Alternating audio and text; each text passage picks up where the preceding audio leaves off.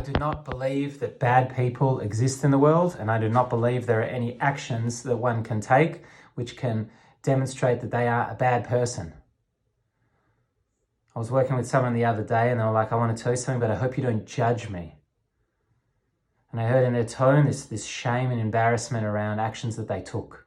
And I want to talk for a moment about the way that I look at human behavior and human beings, and why I don't see bad people or good people in the world. I don't believe in that concept. I don't believe it accurately describes who we are as human beings.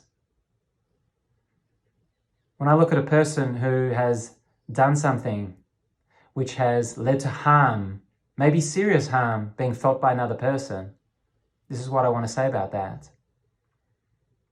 I see two things going on. One, I see that person, in that moment that they did that thing or said that thing that led to that harm being felt, was doing absolutely the most or the best that they could be doing in that moment.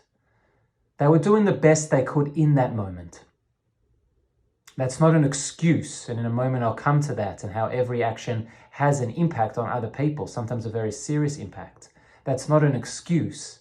It's how I see the truth of what's going on in that moment. I see in that very moment that person that did or said that thing, who knows what they were going through, who knows what pain they were in, who knows what hurt was alive for them, who knows what stories they were telling themselves about something that the other person did to them previously and what that means. But in that very moment, what came out of them was the best that they were able to do. And to me, that's the starting point of how I look at other human beings. That in that moment, that was the best that you could do.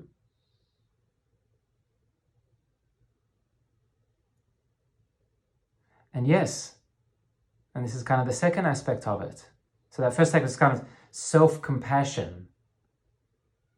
And there probably will likely be a sense of pain there, or sadness, or regret. And that's healthy and good, because that's the other part of it. That there is an impact to our actions. And if we do something which leads to hurt or pain being felt by another human being, it is very natural that we will feel regret, which is a pain. It's like a mourning. It's like, oh, it hurts. Because yes, we are interdependent as human beings. There is nothing that I can do that exists in a vacuum and does not have an impact on anyone or anything. That's not reality. So of course, if I do something which can lead to a great amount of hurt to another person, then it is very natural and normal that I will feel hurt too, and pain and sadness and regret. And I will mourn the fact that in that moment, my very best led to this other person feeling hurt or pain. And so that is another aspect, is to see the impact of my actions, to see it.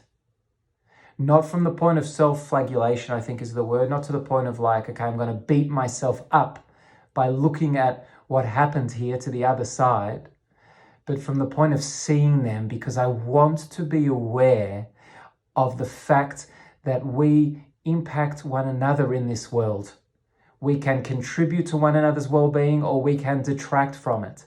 I want to see that and own that and take responsibility and accountability for that, and continue to aim for being the type of person who sees the needs of others and looks to actively contribute to those needs.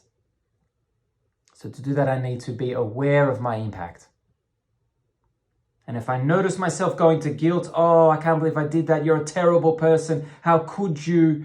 If I see myself going to those thoughts and that leading to me feeling guilt or shame, I need to find a way to give myself compassion. That is a sign that what I'm needing is self-compassion. Then I come to myself and I find ways to give myself compassion. And for me, what I've mentioned in this video is saying to myself, that is the best that I could do in that moment. And I'm sad and regretful that it wasn't better, but that was the best that I could do. And I might add things like this, and I'm trying in my life to grow, to improve as a human being, to learn new skills, to learn new ways of communicating. I'm on a process of growth and I'm trying. I'm taking active steps towards the person that I more and more want to be. And that is those giving attention to those longings in me, because we all long for connection and growth and care and love and togetherness. And it's to tap into them. They are the motivators that I want to tap into, not into guilt or shame, how terrible I am. That just keeps me stunted, stuck. I want to tap into those things which make me grow, or which make me take steps towards the type of person that I want to be. Thank you. Interested to hear if this resonated, or any questions you have, or what this brought up in you, the viewer.